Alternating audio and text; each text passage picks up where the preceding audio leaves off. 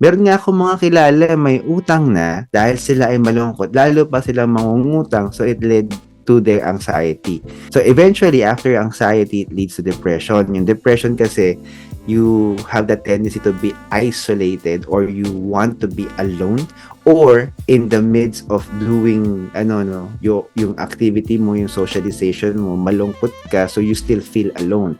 Halimbawa, nasa bahay ka, halimbawa mag-asawa kayo, ikaw yung lalaki, kunwari, let's say I'm the husband, I'm suffering depression, and commonly sa Pilipinas kasi, we don't talk about it. Ang ginagawa kasi ng depression is normally, you have sealed lips. Hindi mo siya ma-unseal. Diba? So, ang nangyayari tuloy sa'yo is, parang tinahi yung bibig mo na hindi ka makapagsalita. And remember kasi, ang ating bibig, ang ating dila, it's actually a safety equipment ng katawan na binigay sa atin ng Diyos. Bakit? Kasi yung bibig natin can actually tell other people na, look, nahihirapan ako, malungkot ako, pwede mo ba akong tulungan?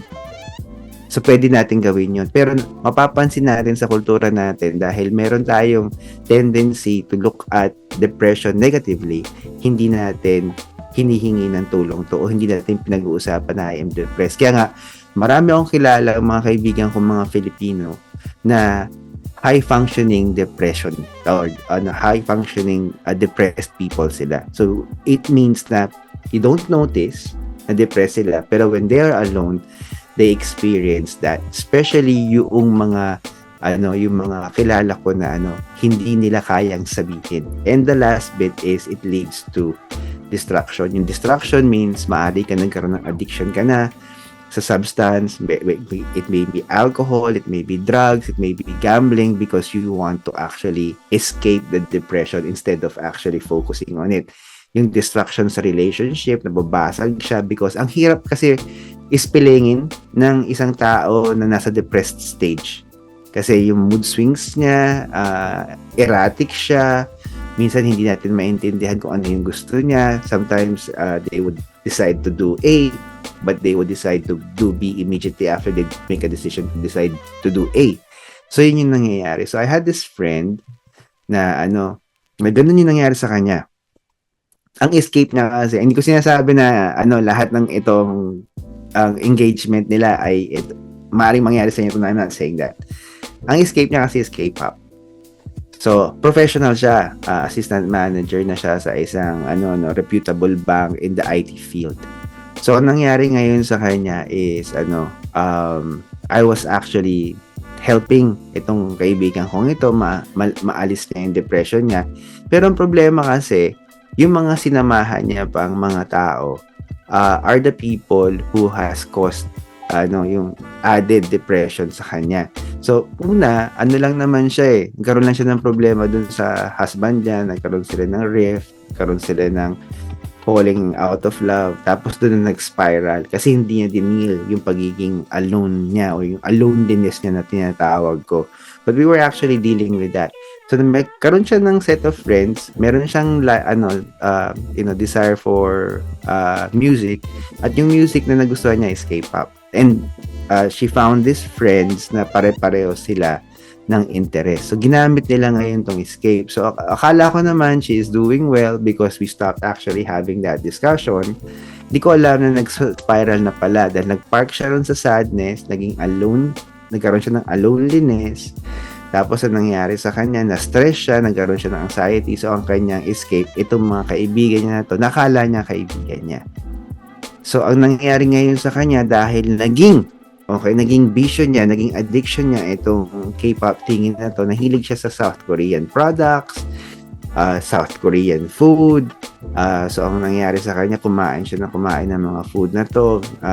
Siya ay nag-purchase ng mga South Korean products, normally mga beauty products or whatever it may be. Pumunta siya ng Korea, nanood siya hindi ko na maalala kung sino yung Korean K-pop na nagustuhan niya. Hindi namin alam in the process na baon siya sa utang. Kasi nagtataka kami, paano ka magkakaroon ng ganitong klaseng ability na lifestyle na ang laki na, alam mo na malaki na yung sinusunog niyang pera. Okay, so what happened was, eventually, she died of heart failure. Dahil doon sa lalim ng depression niya. At iniwan niya nga yung kanyang anak na lalaki.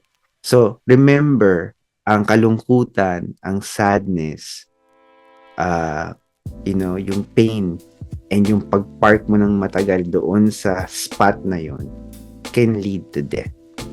Okay? Especially kung hindi mo i-deal yung sarili mo into making that decision. I will choose joy. I will decide to do a 180-degree turn, and I will decide to be connected to the right people. So you pause for a while right now. Isipin mo maigi. Are you depressed? Are you lonely? Are you stressed? Are you filled with anxiety? Tanungin mo ngayon ang sarili mo, sino ba yung mga kasama mo? At ano ba yung naririnig mong payo sa kanila if in fact nagkaroon ka ng opportunity to tell them about your situation? Or, meron ka mga kaibigan na hindi nila napapansin that you are in that stage and you have sealed lips.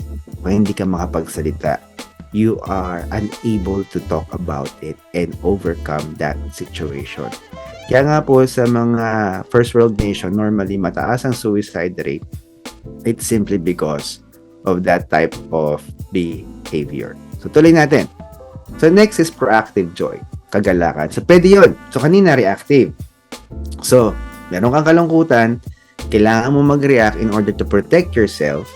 So nag-react ka, and that's called reactive joy. Ang proactive joy is bago ka palang maging malungkot, iniiwasan mo na yung lungkot. Okay, so you're focusing on being proactive. Hindi siya avoiding sadness, but allowing joy to become, in a way, part of your self-discipline. Okay, kasi pwede mo namang gawin yun. Parang pag-exercise yan.